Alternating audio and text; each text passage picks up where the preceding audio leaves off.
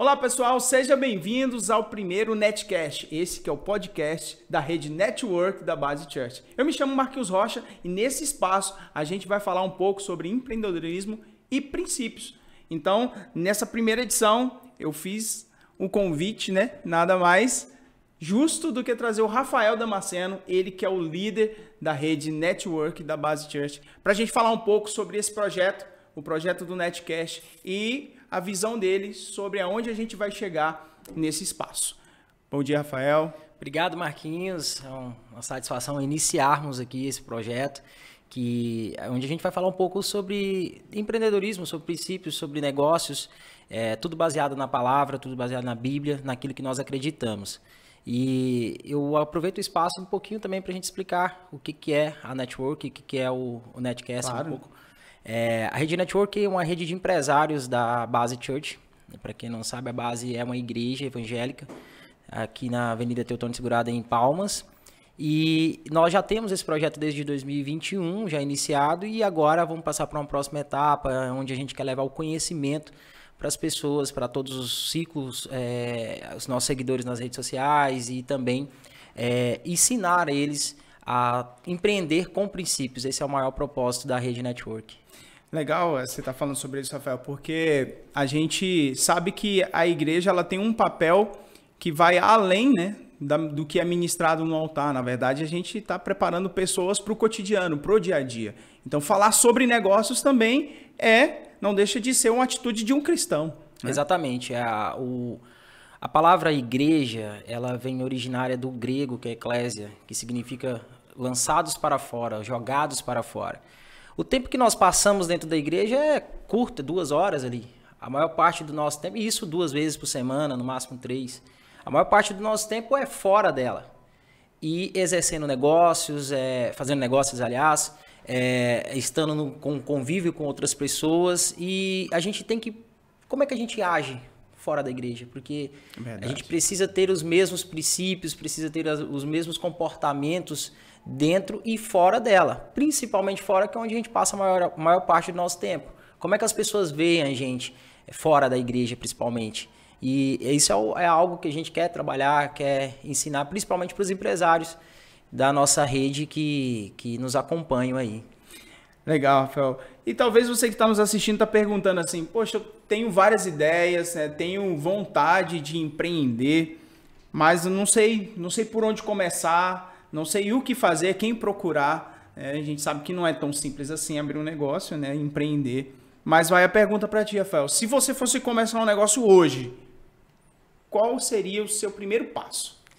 Olha, depois de já vender roupa masculina, bolsa feminina, depois de montar supermercado, depois de montar agência de viagem, depois de montar loja de cílios postiços, acho que eu aprendi alguma coisa. Hoje eu tenho uma empresa de digitalização de documentos oficiais e sempre veio essa dúvida, por onde começar?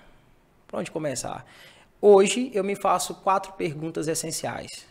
Eu pegaria um papel, uma caneta e anotaria essas 4. Primeiro, o que? Segundo, para quem? Terceiro, onde e como? E quarto, quanto? Primeiro, o que? O que eu vou vender? É essencial saber isso. Muita gente fica com essa dúvida, o que eu vou vender? Por onde e tal? Bom, exemplo, muitos começam a empreender de acordo com a familiaridade que ele tem em determinado assunto, ou às vezes o cara é serralheiro, que vê isso de família, ele trabalha numa serralheria como CLT e agora ele decide abrir a própria serralheria dele. Pronto, ele já tem o quê? Agora, para quem? Quem é o público dele? É para quem é interessado nesse serviço? Não, não é somente isso. Para quem que eu vou vender? Aonde é que eu vou procurar o meu cliente? De que forma é que eu vou achar esse cliente? Porque é um outro desafio. Não basta só você colocar ali uma logomarca no Instagram e pronto, divulgar aqui, não vai chegar assim simplesmente. Onde? Onde é que eu vou vender isso? Cidade, bairro? Como é que eu vou divulgar isso? É importante ter isso. Quando você responde essas perguntas, você já tem um mini plano de negócio. E aí, onde e como, Como eu vou fazer, onde e agora como? De que forma eu vou executar isso? É da minha casa? É na garagem da minha casa? Não, vou alugar um ponto comercial. Quanto que é isso? Aí vem o quanto, que é a última pergunta. O quanto que eu vou gastar, o quanto que eu tenho disponibilidade, porque tem muita gente aí na internet querendo ensinar a coisa que não mirabolante, tipo, comece do zero sem nenhum real. Não existe isso, não existe negócios. Como é que você vai abrir, não necessariamente precisa abrir um ponto comercial, mas você comprar um produto ou uma ferramenta para prestar um serviço, tudo você precisa ter um capital inicial, né, para começar, né, para poder startar. É no mínimo, no mínimo. Então, respondendo essas 4 perguntas, você tem um plano de negócio inicial, bem simples mesmo. E aí você começa a abrir a tua visão. Porque hoje a maioria das pessoas, elas começam a abrir um negócio como? Eu fui num restaurante, vi que tinha muita gente lá comendo, eu falo assim, esse cara tá ganhando dinheiro, então vou montar um restaurante também. E não é bem assim, tem todo um processo, por que aquele cara chegou, a localidade onde ele está, enfim. Você sabe mexer com aquilo que você... Não é só pelo dinheiro, eu sempre repito isso. O dinheiro é o objetivo, desculpa, o dinheiro é o resultado, ele não deve ser o objetivo real do teu negócio. Porque se você abrir o negócio só pensando em ganhar o dinheiro, logo você fechará ele. Porque não existe paixão por aquilo, não existe envolvimento por aquilo. Você não buscará coisas, você vai pensar logo no primeiro desgaste que você tiver dentro do teu negócio, você já vai pensar, poxa, não está dando certo, vou fechar e vou partir para outra. Você vai desistir logo de cara ou ficar desmotivado por aquilo, porque o dinheiro é o resultado. E dinheiro nem sempre vem logo no primeiro mês, nem sempre vem logo no primeiro ano. Existe um trabalho de consolidação primeiro, né? Total. Além de você já ter, imagino eu, né, ter um pouco de bagagem, né, conhecer, saber onde é que você está pisando, né? Eu acho que é importante. Né? Leva um tempo até você consolidar, igual você falou do ramo de restaurante, né? Até você chegar a ter um nome, existe um tempo. Você precisa encontrar o melhor fornecedor do ingrediente que você precisa, né? A sua equipe, a equipe que vai estar lá na cozinha, quem vai estar coordenando essa cozinha, entender a realidade por exemplo, do local, né? Outra coisa, em 2017, por exemplo, eu abri um supermercado online em Palmas e ele foi um fracasso. Foi a minha primeira experiência assim direta com empreendedorismo, com negócio. Por quê? Eu baseei em quê para abrir esse supermercado? Primeiro, eu não gosto de supermercado. Em 2010, quando eu cheguei aqui, eu andava de ônibus, eu precisava andar com sacola dentro de ônibus. E enfim, era um transtorno só, ter que fazer compra, levar dentro de ônibus, etc. E aí eu me baseei nessas coisas, mas eu não olhei para a cultura do local, de onde eu estava inserido. Outra pergunta que se faz, antes, a gente se fala hoje num mundo de muita inovação, de muita tecnologia, essa coisa, tem que fazer algo novo, diferente. Ok, tem. Mas uma pergunta você já se faz. Você quer montar um negócio que não existe na tua cidade? Pergunta o porquê que ele não existe. Isso é importante. Eu não fiz essa pergunta quando abri o supermercado. Aí eu abri o supermercado e vi que as pessoas de Palmas, especificamente, gostam de ir no mercado. Outra coisa que eu percebi é que toda quadra, ou pelo menos a maioria das quadras de Palmas, tem um mini mercado dentro também. Terceira coisa que eu não observei e percebi depois que já estava dentro do negócio, eu não vendia frios, eu só vendia secos e molhados. Aí, ou seja, a pessoa ainda tinha que voltar ao supermercado para comprar os frios. Então, ela pensava o seguinte, né? Já que ia, eu já compro tudo. Já compra tudo, aproveita. Um dia um cliente me questionou, falou, não, eu não vou, porque você não vende tudo que eu preciso. Então, já que você não vende tudo que eu preciso e de toda forma eu preciso ir no supermercado, então eu vou no supermercado, faço logo tudo de uma vez e concentro meus gastos em um local só. Às vezes ele vai lá imaginando uma promoção, a gente sabe que alguns supermercados ele tem essa agenda aí de tal dia é o dia da fruta, tal dia é o dia da carne, então ele já vai se programando para poder pegar as promoções. Né? Aí você imagina, em 2017 o delivery ainda estava se consolidando aqui no Tocantins, aqui em Palmas. Não tinha essa quantidade de carro, de motos fazendo entrega, etc. Então ainda não existia essa cultura de comprar para receber em casa. Existia só da pizzaria, que sempre fez isso, e das farmácias. Mas do mercado especificamente, não. E aí eu não observei isso. Eu só achei baseado numa dor que eu tinha. Eu falei, vou inovar, vou ser pioneiro e tudo, não, mas não fiz essa análise de mercado. Então é importante, quando você for abrir o negócio, também analisar a cultura da sua região, como é que ela funciona. Tem coisas que funcionam em São Paulo, mas não vai funcionar em Palmas.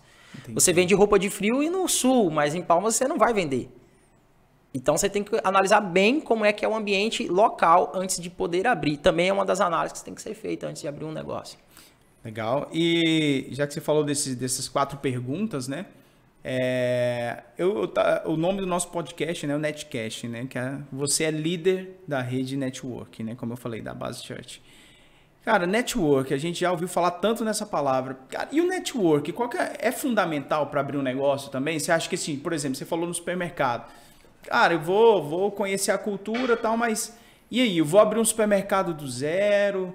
Ou será que vale a pena trocar ideia com quem já atua na área? Construir laços aí, network com fornecedores, distribuidores? Ou qual que é o papel do network no caso de abrir um novo negócio? Olha só, eu gosto de responder essa pergunta, principalmente sobre o que é network.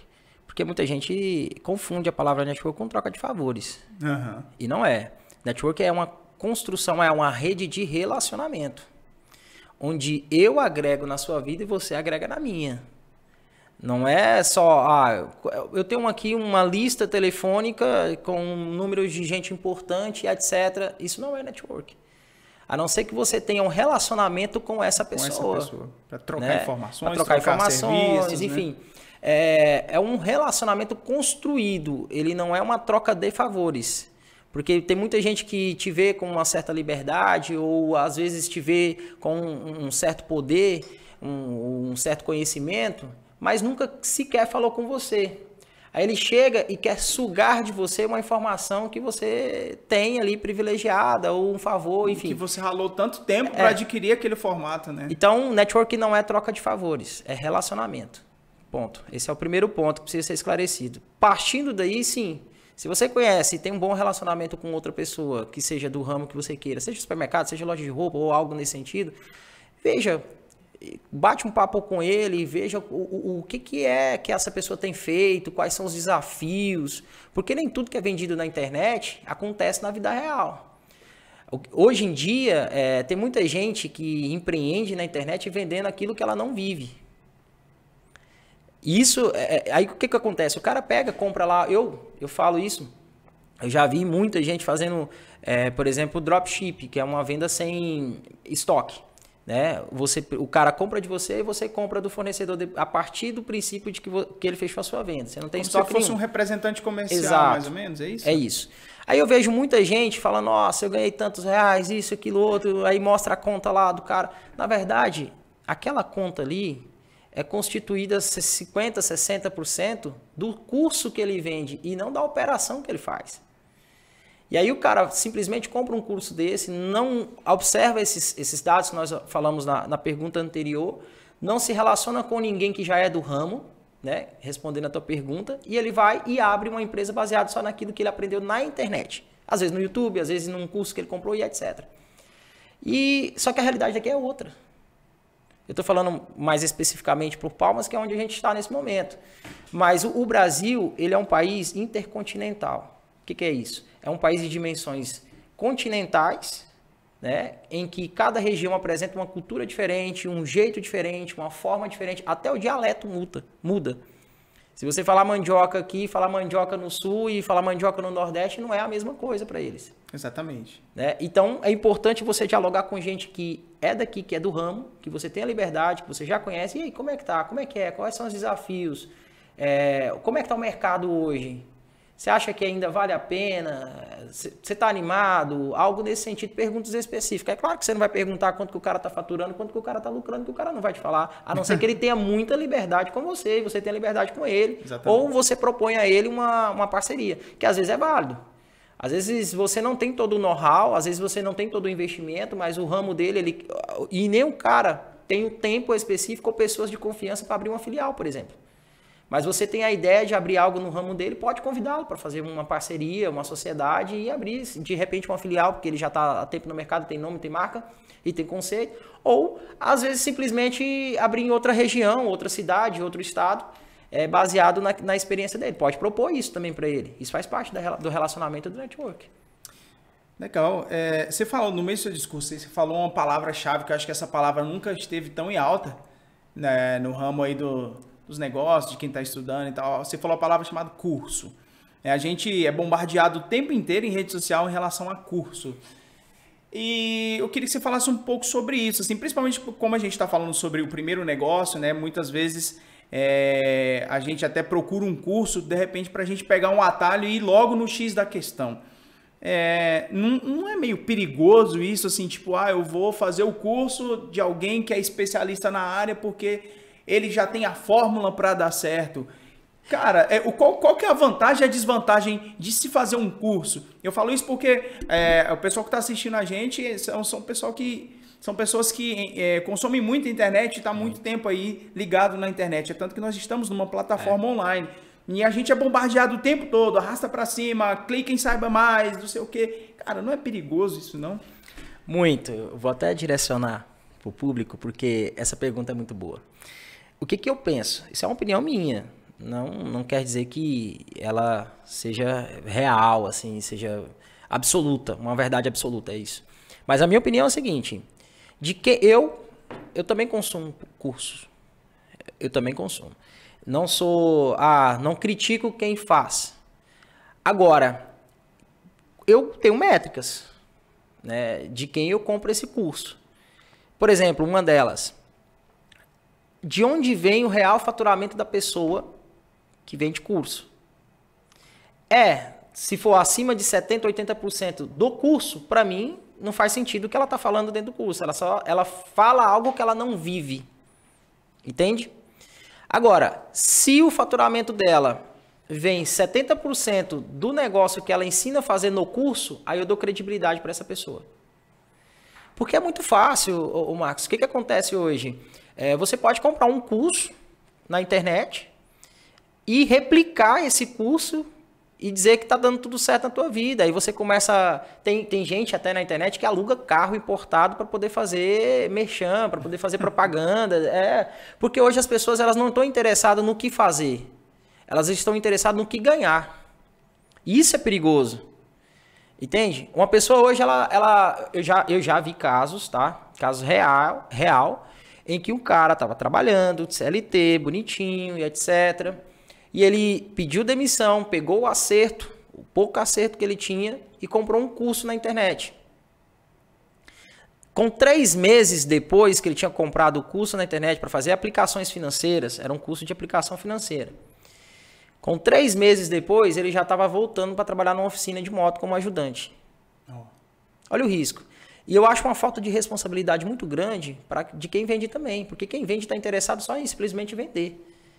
Ele não sabe de que forma a pessoa adquiriu aquele curso, de que forma a pessoa fez para pagar aquele curso também. Então, uma observação que eu faço especificamente é de onde vem a renda principal. O cara aplica de fato aquilo que ele vive? Tem muita gente ensinando aí, muitos coaches, etc. Eu não tenho nada contra. Criar rotinas, enfim, rotina saudável, etc. Mas o cara vive isso, faz. A prática é totalmente diferente. Então, para aqueles que não estão nos assistindo nesse momento, na hora de comprar um curso ou de contratar um consultor, verifica lá qual é o currículo dele antes. É importante.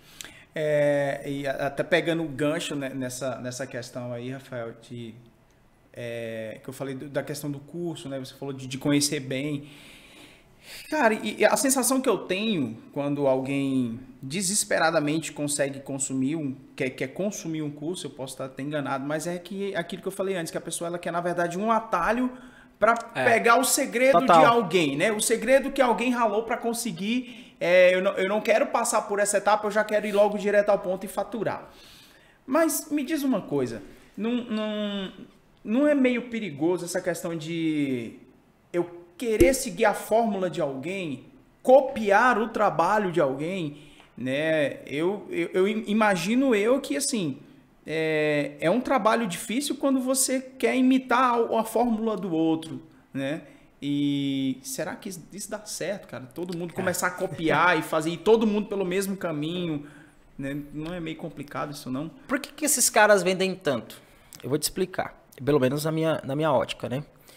A maioria das pessoas, elas estão interessadas em comprar coisas que elas não podem para mostrar para quem elas não gostam. Isso é um fato. Aí o que acontece? O cara vai lá na rede social dele, o vendedor, e ele posta andando numa Porsche, num carro importado, um carro que vale mais de 1 milhão, ele entrando na garagem dele de uma casa que também vale mais de 1 milhão, ou em viagens internacionais muito caras, comendo em restaurantes muito caros, e ele passa essa visão para outra pessoa. Ok, a quem está assistindo ele fala, poxa, eu quero ter uma vida dessa. Não me interessa o que ele está fazendo, eu quero ter a vida que ele está me mostrando aqui na rede social dele. E às vezes, Ele necessita daquilo? Não. Às vezes o cara que está vendo não necessariamente necessita de ter tudo aquilo que ele tem.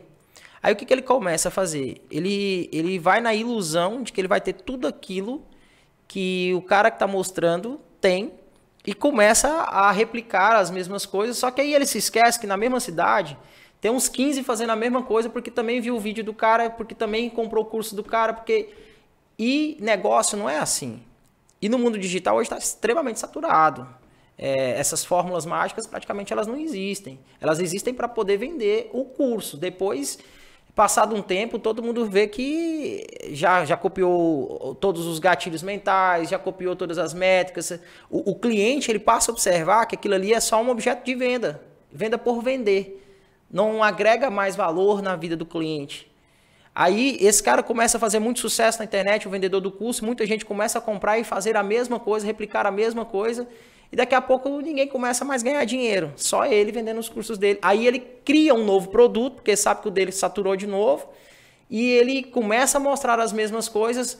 O cara que ali às vezes quer ver, quer ter também para mostrar para a família que ele cresceu na vida, ele sonha com aquele carro, ele sonha com aquela casa, sonha com aquilo tudo, e compra o curso mais uma vez na iminência de querer ter aquilo que o outro está mostrando. Então, para mim não existe fórmula.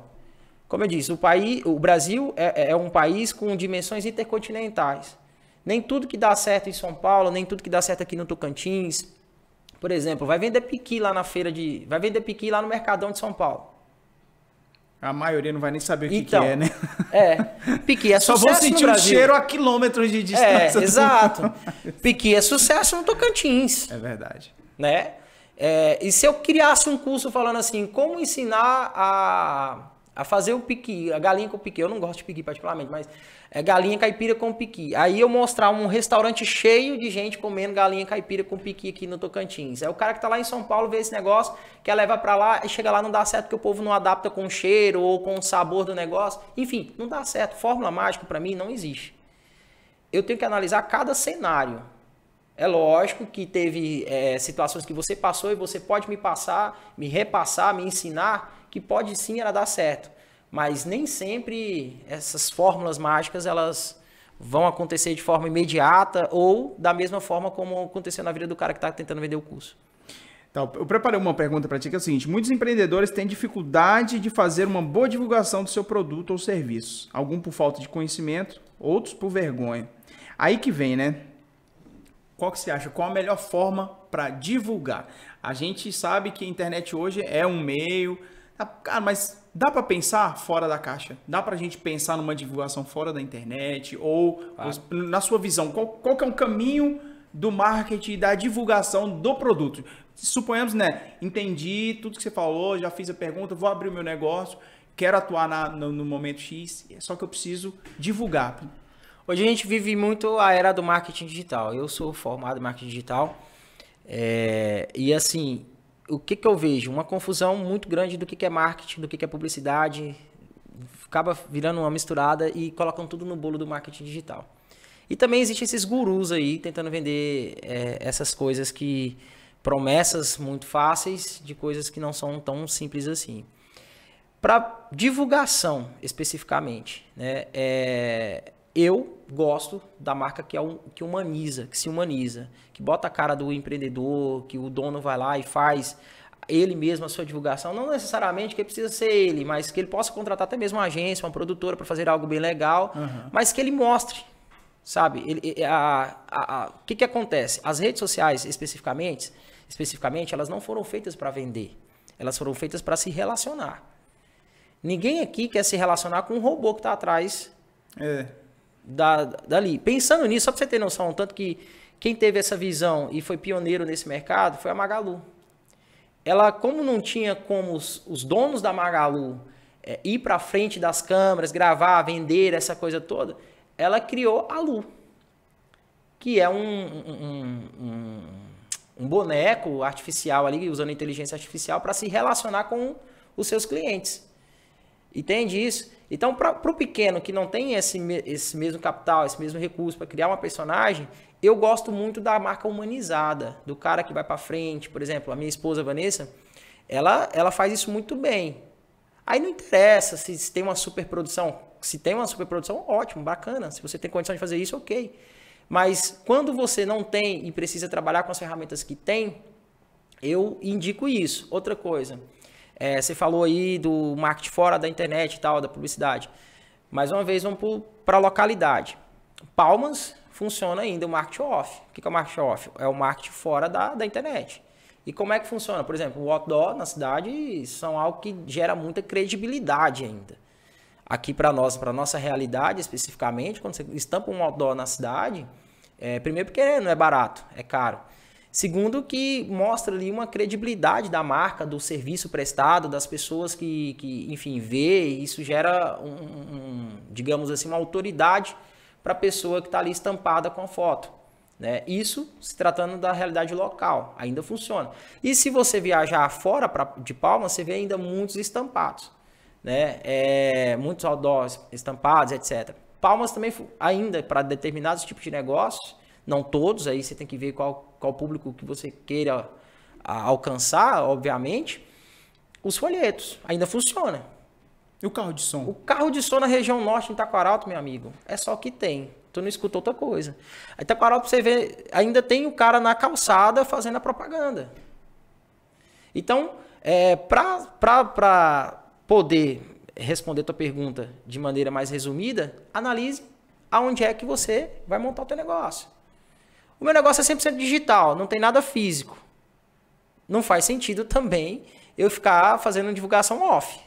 E faz sentido você falar isso quando você citou lá em Taquaralto. Eu não sei se quem está assistindo já teve a oportunidade de ir lá ou passar, mas Taquaralto principalmente na avenida principal, é um fluxo enorme de pessoas.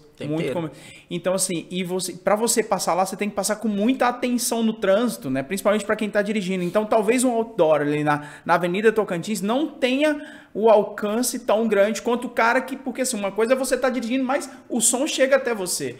Entendeu? Exato. Então, de repente, o carro de som ou o cara com a caixinha de som e falando ali, você consegue chegar mais no cliente, né? De repente eu estou passando por ali e escutei uma informação do que necessariamente eu ter visto ela no outdoor, porque são várias lojas coladinhas uma na outra, aquela muvuca de gente passando e de repente o outdoor passou e você nem viu. O que acontece com Palmas? O plano diretor, vou usar uma expressão bem da roça. Palmas é esparramada, né? O comércio, ele não tem uma concentração. Você tem uma pequena concentração na JK, nas avenidas paralelas e etc., nas LOs. Mas é espalhado pela cidade inteira. Você tem lá na 906 Sul, dividindo com a 806 Sul, você tem uma avenida que está cheia de comércio ali. Então é difícil você concentrar a tua divulgação na cidade inteira. Já Taquaralto não. Taquaralto é um bairro aqui de Palmas, para quem está assistindo e não conhece. E ele fica na região sul. Só que lá, a avenida principal, que é a Avenida Tocantins, concentra todo ou 90% do principal comércio da cidade. Então, as pessoas vão ali para comprar o tempo inteiro. E o público que está ali, ele gosta de pegar, ele gosta de ver, ele gosta de ir lá e ver a roupa. É diferente do público que está mais concentrado aqui, que não tem muito tempo para poder estar indo na loja e vai pela internet e compra. E aí, quando ele chega lá, é aquela busca pela atenção o tempo inteiro, o cara querendo buscar a tua atenção o tempo inteiro. Então eu já vi uma loja lá em Taquaralto colocando uma cantora de forró e o cara tocando teclado lá na porta. Porque é a busca pela atenção, porque o público tá lá. E o público da região sul, ele é esse público que gosta de ir e conferir, pegar e experimentar. Eu já faço um link agora com esse exemplo que você falou da cantora de forró. Aquele que você falou assim, de você conhecer a cultura do local. Se você colocar uma banda de jazz lá, provavelmente não funcione, porque não é o que as pessoas estão habituadas a ouvir. Então, de repente, você coloca uma música que as pessoas já estão habituadas a ouvir. É um gênero muito popular aqui no Tocantins, o forró. E, de certa forma, a pessoa fala, nossa, eu já ouvi essa música em algum lugar, chama atenção. De repente, você parou no meio da loja, está assistindo. Você já viu o cantor, já virou pro lado, já viu a vitrine e já vem alguém te abordar. É uma forma de você chamar a atenção do teu cliente. Imagina o cara tocando violino lá na Avenida Tocantins e Taquaralto. Provavelmente assim, ele deve chamar uma atenção. Uma curiosidade, mas talvez não prenda tanto, né? Não. O forró o cara para no mínimo para fazer um stories. E quer fazer e aí uma ele já faz a dancinha. divulgação ali da loja. Verdade. Entendeu? Porque ele acha tão interessante, tão incomum alguém tá tocando um forró na porta de uma loja 3 horas da tarde, numa segunda, terça-feira da vida aí, no meio de semana, que ele vai falar, tal. Já é uma divulgação, é uma estratégia. Né? E tem dado certo, porque direto tem, não sei, acho que tem atraído o público para lá. Então tem isso, a forma de divulgar, por exemplo, na internet, tem outra coisa que acontece bastante, que eu vejo isso corriqueiramente. É a pessoa simplesmente fazer um cardzinho, ela mesma faz ou paga para alguém fazer e solta lá, esquece. Eu ia falar sobre isso agora. É justamente sobre isso. A gente estava falando sobre a informalidade de um forró na porta da loja, mas a gente falando também do universo da internet e suas possibilidades. Eu tenho observado, não sei se quem está assistindo concorda comigo, mas que a internet, principalmente aqui no Brasil, o que ganha muita atenção, visualizações e tudo mais, são conteúdos assim inusitados e diferentes, incomuns, né? Muita gente vai pro lado do humor, alguns vão para a área da conspiração, enfim. Aí que fica a dúvida, principalmente para quem está empreendendo. Tá, beleza, eu quero colocar a minha empresa na rede social. Cara, qual é o limite do sensato? Até quando eu posso investir numa propaganda que vou trabalhar com humor, por exemplo, sem perder a credibilidade do meu serviço, ou no linguajar nosso, né? Sem esculhambar o negócio, né? Total. Olha só, observa para primeiro que tipo de negócio que é o teu. Né? Eu não posso misturar o humor com um escritório de advocacia. Não faz muito sentido. Né? É um negócio formal e etc. Que tipo de negócio é? Ah, eu tenho uma loja de brinquedos para criança. Faz sentido colocar humor? Faz. Entendeu? Então, observe qual é o teu nicho, qual é o teu público, para que você... Se tem liga, é a mesma coisa de você contratar uma digital influencer. O maior pecado da JBS até hoje, que virou meme durante muito tempo, e olha que a internet não era nem tão forte assim. Colocou o Roberto Carlos para fazer uma propaganda, né? O Roberto Carlos cantou para fazer uma propaganda para a JBS. JBS é um frigorífico de carne bovina. Eu lembro desse comercial, realmente deu o que falar. Pensando assim, desculpa até te cortar, mas será que a equipe do marketing não resolveu falar assim, cara, vamos fazer um negócio para chocar mesmo, porque assim, é tão improvável que aconteça, mas correu o risco de dar aquela impressão ruim, né? Eles pensaram no seguinte, penso eu não conheço ninguém da equipe, mas imagino que quem consome o tipo de carne que eles queriam apresentar um tipo de carne mais nobre, são pessoas que têm uma certa idade, um certo público específico. A propaganda não era para alcançar todos os públicos especificamente. Uhum. E aí essas pessoas, às vezes elas têm 50, 60, 70 anos, enfim, e aí elas ouviam muito Roberto Carlos. Eu penso que eles fizeram esse link, é o que eu imagino, né? Mas eles não... o carisma do cantor com o público. Só que o Roberto Carlos, ele tem uma vida, a vida dele pessoal, privada, muito restrita. Muito, muito restrita mesmo. Então, eles imaginaram, ninguém vai descobrir que o cara é vegano. Ou que ele não come carne com certa frequência, etc. Então, é que nas propagandas, ele corta a carne, mas no mal ele coloca na boca. Entende? Então, assim, aí depois isso virou um constrangimento até para a própria empresa, questionamentos, enfim. E eu penso que isso, mas assim, você vai fazer uma associação de uma personagem com a sua marca, veja se ela tem algo a ver com a sua marca. Não é porque ela tem visibilidade no YouTube ou nas redes sociais que ela vai fazer uma conexão direta com você. Por exemplo, roupa. Eu vou fazer acontece muito, e eu gosto desse tipo de marketing de influência, né? Que a gente tá comentando aqui. Onde você usa uma pessoa que tem determinada influência para fazer propaganda da sua marca. Isso existe demais, é onde nasceu as digitais influências. Eu gosto muito disso. Gera, de fato, resultado desde que a pessoa que está fazendo a propaganda para você tenha autoridade para falar do teu produto. E ela tem conexão com o teu público. Porque se ela não tiver conexão nenhuma com o teu público, como agora a gente falou com o Roberto Carlos, por exemplo, que não come carne, e fazer uma propaganda de carne não faz o menor sentido. É verdade. Né? Então tem tudo isso. Sobre os cards, às vezes a rede social é uma vitrine, sim. Só que ela é uma vitrine diferente das comuns que nós temos no dia a dia. Não basta só você publicar a foto. Não basta só você simplesmente fazer uma mega produção de uma foto bonita no estúdio, etc. e jogar lá. Depende de quem você quer chamar a atenção. Se você colocar fotos muito sensuais, com roupa feminina, por exemplo, vai chamar a atenção mais de homem do que de mulher. Então, é para quem que você está vendendo, para quem que você quer, para que público que você quer alcançar e usar as métricas certas para alcançar o teu público. Senão não vai adiantar de nada, tu vai gastar dinheiro, tu vai publicar e o cliente não vai chegar na ponta que não vai faturar, não vai vender o produto.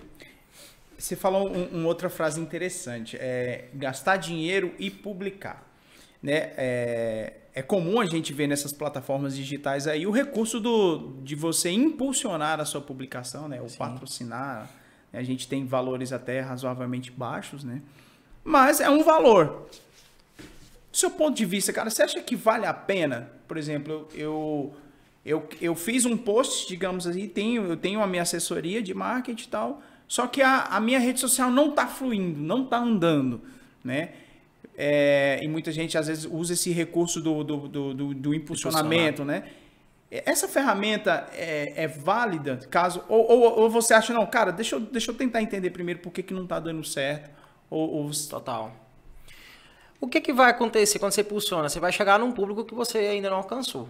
Válido 100%. Não tem como questionar. É lógico que, assim como você patrocina numa TV, né, na publicidade comum, vai na TV comum aí, patrocina na hora do jornal, lá a tua marca vai aparecer e vai alcançar pessoas que elas nunca ouviram falar sobre ela. Na internet não é diferente. Agora, é tudo de acordo com as métricas que você define e com o público que você quer alcançar. E a produção que você faz, obviamente. Se você faz uma produção de qualquer forma, publica uma foto feia, não tem nada a ver, você vai gastar rios de dinheiro e não vai atrair o público que você quer. Aí você não direciona, porque nas redes sociais você tem como fazer algo muito interessante, que é especificar para quem você quer direcionar aquela propaganda. Diferente do marketing off, que onde você coloca um outdoor e não sabe quem é que vai visualizar aquilo, na internet tem como você direcionar. Por exemplo, a faixa etária que eu quero alcançar. Né? A faixa etária que eu quero alcançar de 18 a 25 anos. Meu produto vende para esse público específico. Do sexo masculino, moradores de Palmas, ou moradores de Taquaralto. Tem como eu fazer todo esse direcionamento na rede social que ele faz essa busca por essas pessoas que estão de acordo com as métricas que você especificou e vai mostrar o teu anúncio para elas. Se você fizer isso e uma propaganda agradável, que tenha gatilhos mentais, bem produzida, bem legal, vai chamar a atenção de quem vê. Agora, não adianta só gastar, porque não é o valor colocado na plataforma, não é só o valor. É claro que o valor influencia bastante, mas não é só o valor. É principalmente o que você vai mostrar para o teu cliente. Porque se você mostrar qualquer porcaria, ele não tem interesse nenhum de... Só vai rolar e... Só vai, pronto. Ele vai ver aqui, ó, mais uma propaganda, pronto. Entende? A gente acabou de falar sobre chamar a atenção do cliente. Então, existem diferentes formas de fazer isso.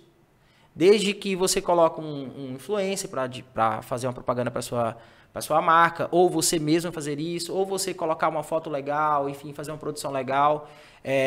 Algo que chame a atenção, que ele vai ver. Porque qual é a função? Muita gente confunde isso. Mostrou para 10 mil pessoas, mas não houve 40 compras. Não houve 40 conversões, que a gente chama no marketing digital. Pronto. Tem algum problema então com o anúncio? Não. Às vezes o problema está na figura, na foto, enfim, no vídeo que você está mostrando para o teu cliente que não chamou a atenção dele. Então, a plataforma só vai mostrar para as pessoas. Ela não obriga as pessoas a comprarem. Quem vai fazer comprar é o conteúdo que você publicou. Legal. Rafael, eu vou partir para um outro tema aqui, já que o nosso Netcast ele é direcionado também, não exclusivamente, mas principalmente para o empreendedor cristão, né? Para esse universo do empreendedorismo cristão. Eu pensei num negócio, assim, a gente aprende, né? Principalmente com os 10 mandamentos, que honrar a Deus sobre todas as coisas é o primeiro mandamento, né? E enquanto cristão nós temos que reproduzir isso no nosso dia a dia. E aí fica uma questão seguinte. Eu montei uma empresa, eu já tenho os meus funcionários, tenho um espaço físico. E eu quero trazer essa atmosfera cristã que eu vivo para dentro do meu trabalho. Só que nem todos os meus funcionários são cristãos ou não reconhecem Jesus. Não. Cara, como que você vê isso? Como que eu posso trazer o princípio bíblico sem que isso possa gerar um desgaste dentro do meu trabalho, seja com a equipe ou até mesmo com o cliente? Vamos supor, eu tenho um cliente que por algum motivo ele tem aversão ao cristianismo, exemplo. Okay. E aí eu chego na empresa e tem uma cruz pendurada na parede, ou tem uma imagem, ou tem, sei lá, uma Bíblia aberta ali com o Salmo 91. A gente encontra, né, em empreendedores cristãos, a gente encontra esse simbolismo do cristianismo. Um simbolismo do cristianismo. Uhum. No seu ponto de vista, cara, o que fazer numa situação como essa? Primeiro, que princípio, ele não só se fala, ele se vive. Se eu tenho, por exemplo, colaboradores dentro da minha empresa que não são cristãos, e eu sendo cristão, mas o cara é um baita de um profissional, eu não posso dispensar porque ele é realmente alguém que faz a diferença na minha equipe. Ok, não tem nada de errado com isso. Agora, quando você fala assim, como é que eu lido com essa situação? A Bíblia nos ensina de Gênesis a Apocalipse sobre princípios. São diferentes princípios que são citados lá na Bíblia. Se o teu colaborador vê você aplicando aqueles princípios que você fala, mesmo que às vezes, hoje é uma segunda-feira, vamos chamar todo mundo aqui para fazer um devocional. E aí você lê uma parte da Bíblia ali, um versículo bíblico, e fala de princípios que e o teu colaborador olha para ti e fala assim, que esse cara tá falando aí é da boca para fora, não existe nada disso. Né? O exemplo. Não existe o exemplo, né? E aí, ele, obviamente, que ele vai rejeitar tudo aquilo que você está falando para ele. Agora, quando ele vê você vivenciando isso, ele, no mínimo, respeita.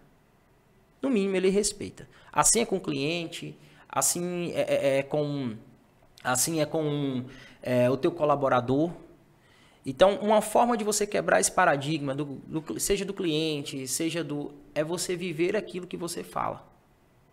Ponto.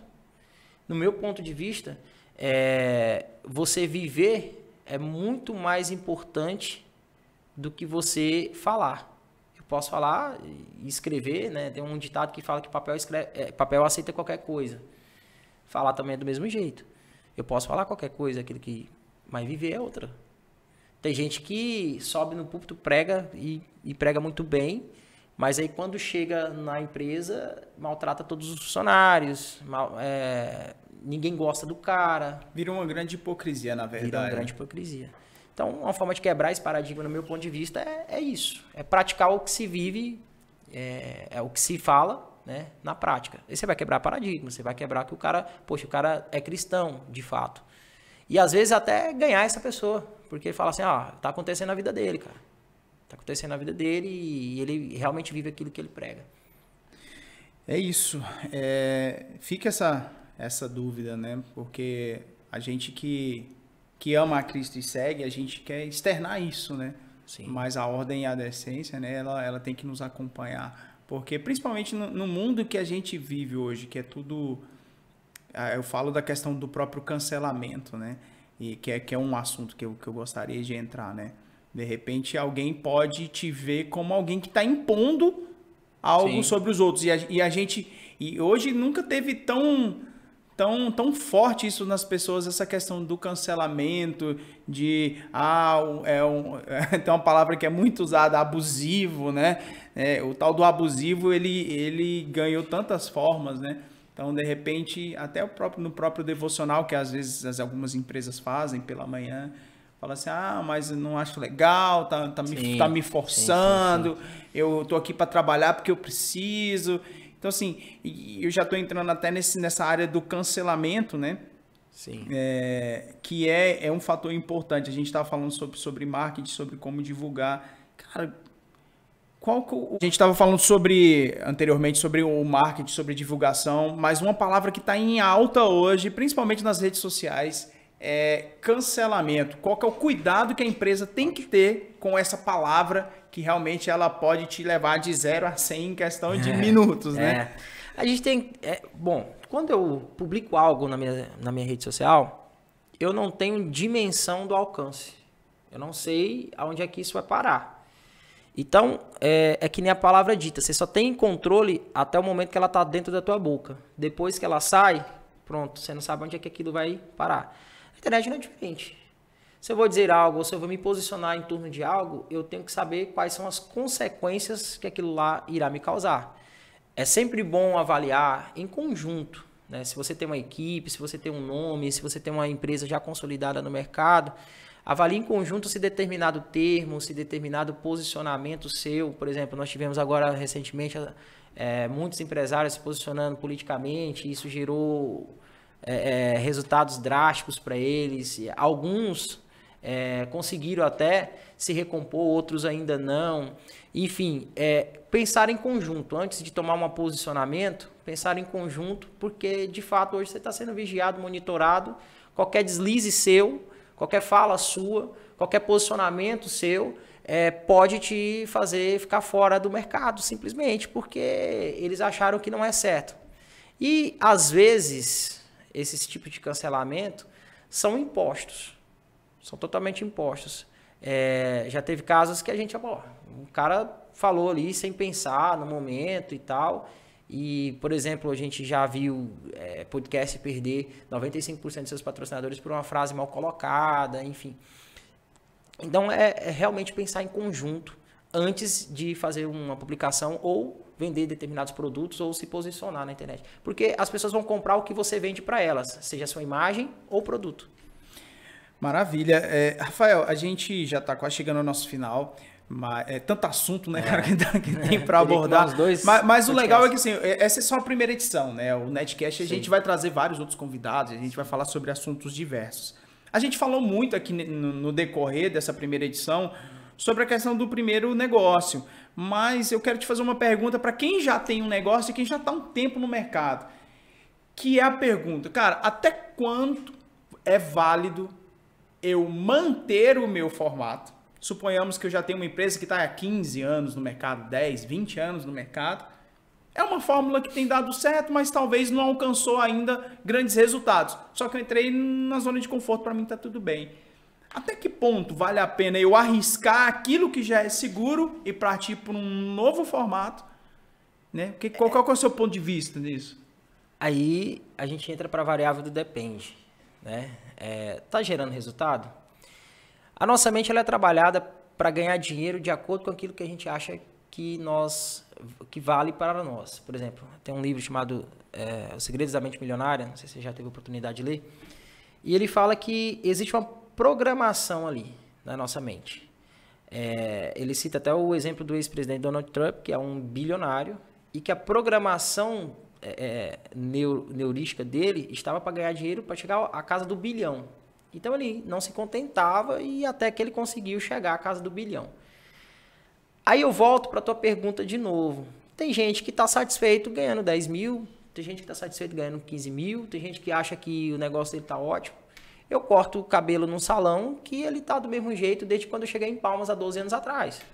Para ele está tudo bem, ele não teve interesse em reinventar, em virar uma barbearia, esse negócio todo que está aí de conceito hoje. Está tudo bem, ele está ganhando dele e está ok. Agora, até que ponto vai? Porque públicos vão mudando. É isso que eu ia falar, assim, porque aquele negócio de você, não, tá dando tudo certo, mas o mercado, ele de repente, ele pode dar uma reviravolta. E aí? E quando vira essa página, cara, para você correr atrás, entende?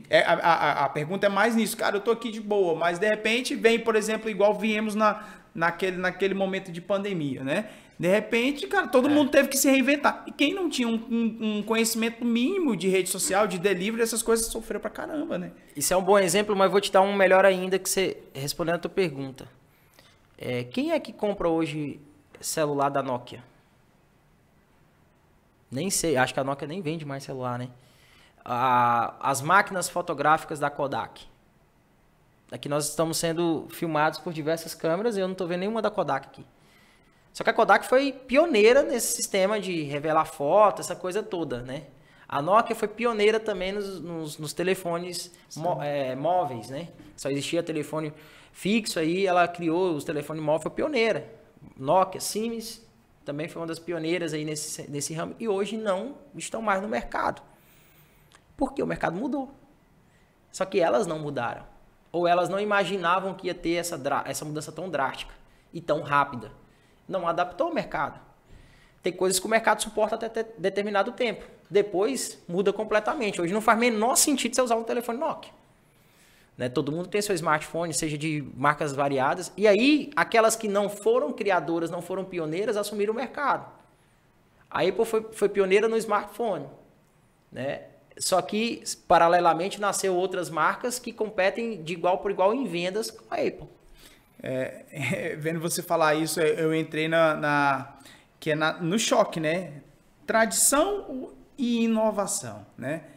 Eu levo isso muito para o meio que eu convivo bastante, que é o meio musical. A gente vê gêneros musicais aí que perderam a sua essência lá de trás, mas em detrimento ganharam uma grande massa, um grande público, se reinventaram.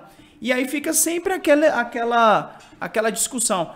Ah, mas isso aqui não é o gênero, porque fulano de tal, em tal década cantava, era assim, enfim. E agora tá tudo diferente, misturou tudo, ninguém sabe mais o que é o que. E aí, cara? Cara, hoje se questiona... Tradição ou inovação? Você fala de gênero musical, por exemplo, hoje se questiona até mesmo o que é MPB. Né? A gente levava ali os pais da MPB, Tom Jobim, enfim, essa galera toda, hoje já se questionam, dizendo que não são mais esses caras aí não, se é música popular brasileira, esses caras não são populares no Brasil inteiro. Por exemplo, você falando de gênero, o sertanejo, que é o topo hoje, ele se reinventou. Se pegar o Zezé de Camargo e Luciano, as melodias do Zezé de Camargo, eu que não entendo muito disso, do Zezé, e colocar hoje os cantores atuais, vocês vão ver uma pegada completamente diferente do que era no passado. Ou seja, por quê? Porque o público mudou, as pessoas que estão te escutando mudaram, o mundo é outro. E a gente vive, as empresas hoje elas vivem constantemente em busca de inovação. Hoje nós temos uma geração que escutava esses cantores sertanejos da década de 80 e escuta hoje é completamente diferente. Muitos vão morrendo, vão falecendo, enfim, vai nascendo outra geração, vai nascendo com uma nova tecnologia. Você imagina usar hoje YouTube, coisa que era improvável, os streams, hoje não existe mais CD, não existe disco, não existe nem pendrive mais existe. E, trazendo para esse contexto musical que é a tua parada, então não adianta, cara, você tem que seguir o mercado, você tem que seguir aquilo que está dando certo. Né? Agora, se você quer ficar parado, estabilizado, eu quero alcançar só a galera da década de 80, ok, tá tudo certo. Entendi. Não tem problema nisso aí. Eu sou a favor da inovação. Eu gosto da tecnologia e escolho por ela sempre. Pessoal, eu estive aqui com o Rafael Damasceno, ele é líder da rede Networking da Base Church. Rafael, a gente tinha muita coisa para falar, mas o programa ia ficar muito extenso. Queria te agradecer por esse momento. Agradecer também a você que está assistindo a gente. Esse espaço está aberto justamente para que você venha junto conosco construir. Eu estou aprendendo muita coisa nesse primeiro episódio e acredito que vou aprender muito mais com os próximos convidados que virão. Então, não deixe de deixar o seu like aí, curtir, deixar o seu comentário, né? E quem sabe até sugestões, né, Rafael? De repente, quem você gostaria que estivesse aqui batendo um papo conosco sobre empreendedorismo. É muito importante a gente ter esse feedback de vocês. Então, Rafael, te agradecer, deixar um espaço aí para você conversar com o pessoal que está assistindo a gente. Primeiro, obrigado.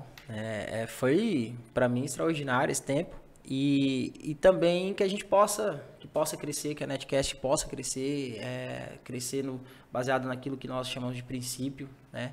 Que as pessoas que estão nos escutando de alguma forma possam ter agregado algo para que seja aplicado de fato e dizer que estamos de portas abertas sempre que precisarem. Sigam lá, @networkbase no nosso Instagram.